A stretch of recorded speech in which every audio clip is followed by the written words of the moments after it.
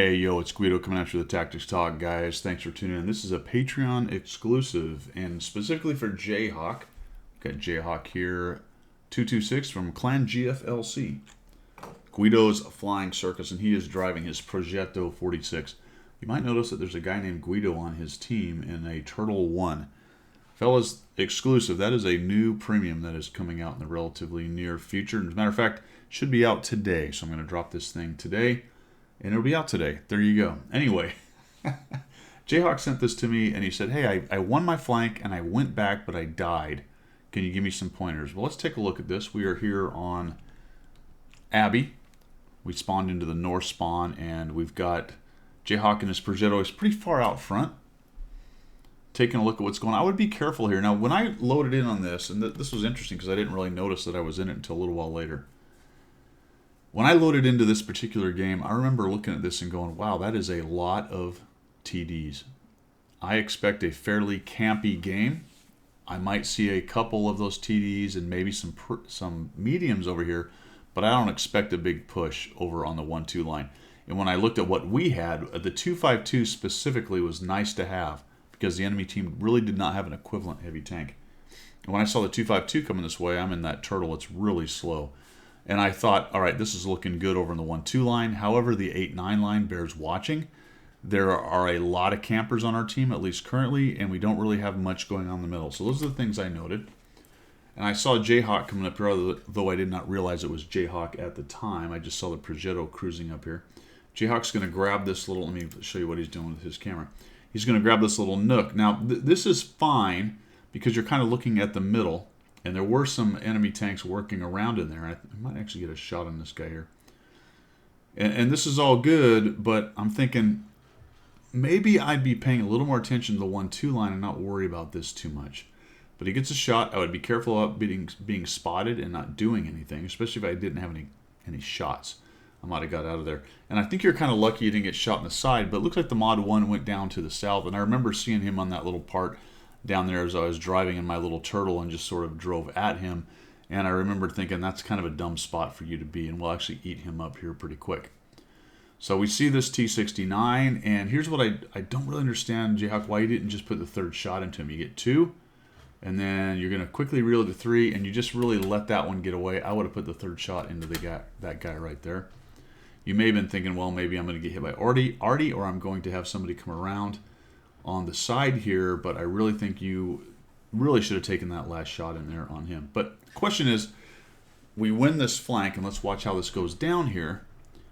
I remember seeing the Progetto up here. We just killed off the Mod 1 down in the lower part, and we just drive in here at the RHMB and the TS5. So you'll see me moving up nice and slowly. We've got the 252U coming in. Jayhawk kind of comes in here and is being a little bit careful, I'd say. Probably going to have kind of a hard time pushing the TS5, and this is not a bad idea because there may be another 1 or 2 tanks there that we don't see yet. Does a nice job crit damaging that guy, putting a shot into him, tracking him, I believe. Did he get, no, didn't get any of the tracking damage there, but he did put some damage into him. And now we have the TS5 who's kind of backing up, and you'll see that myself and the 252 are coming around the corner. Just show you there.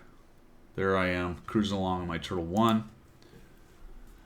I take a shot and bounce. I actually tracked him when he started to turn right there. And you'll notice I'm immediately turning around and going back. Jayhawk seems to think for a second. I click on the base, and then Jayhawk goes back. And he's obviously going to get there sooner. And looking pretty good, actually, based on they've lost 1, 2, 3, 4, 5, and we've lost 2 tanks.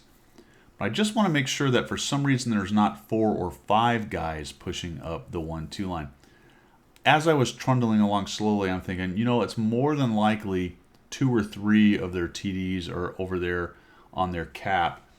But all of a sudden I see there's 2 up in the northeast, and I'm thinking, okay, well, maybe there's a couple more. And Jayhawk, I think you're doing the exact right thing. You're the faster tank. You'll notice I'm still trundling along trying to get there.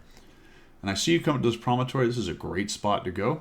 You see the SU-101 gets hammered by the TS5, and you just don't have a shot because is he jumping on cap? No, he's not quite on cap. He's just getting his rear kicked. And down he goes. And then I remember thinking, I'm going to pause it here. I remember thinking when I was coming back, you can see how far back I am there on the D row.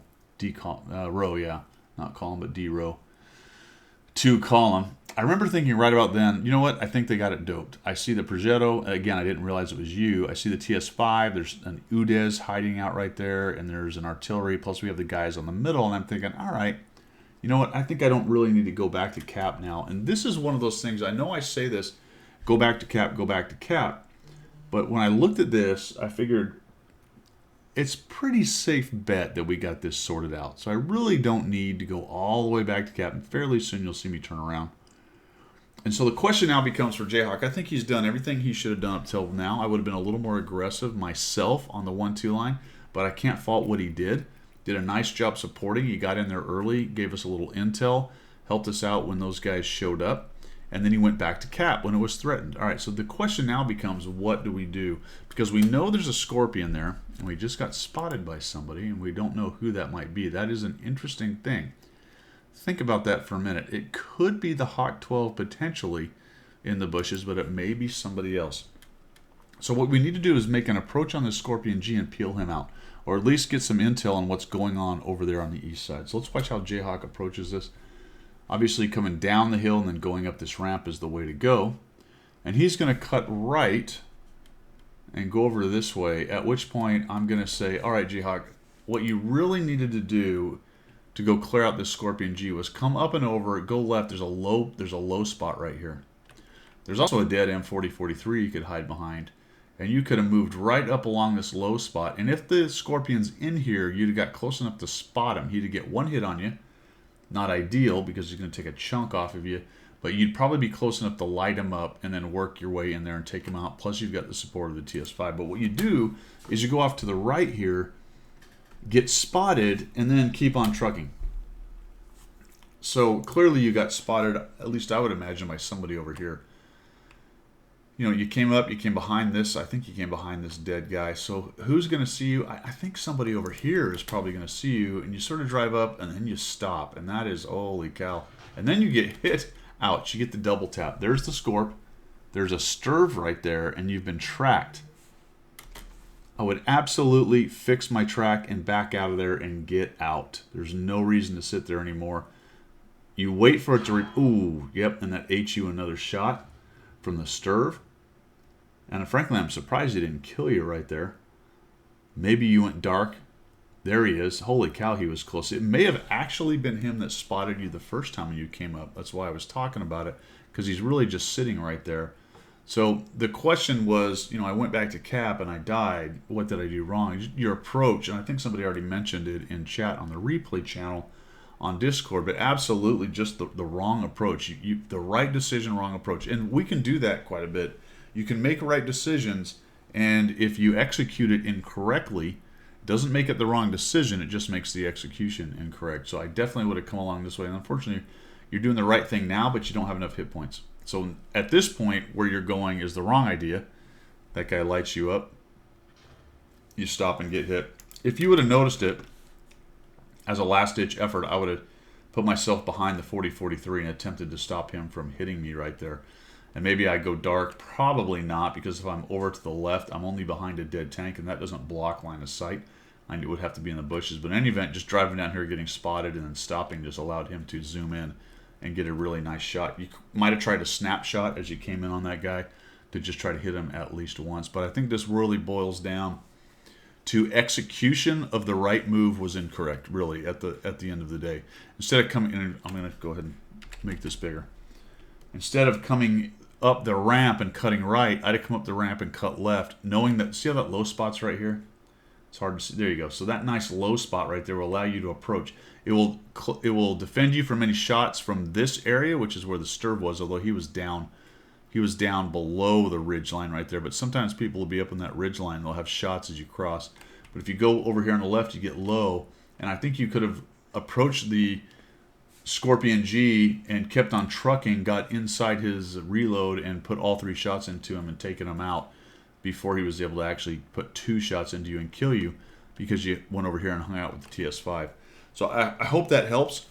I think and really when it comes down to it, when we start to learn these large meta, large muscle movement ideas of, all right, I've won my flank, no sense pushing in and letting their campers play.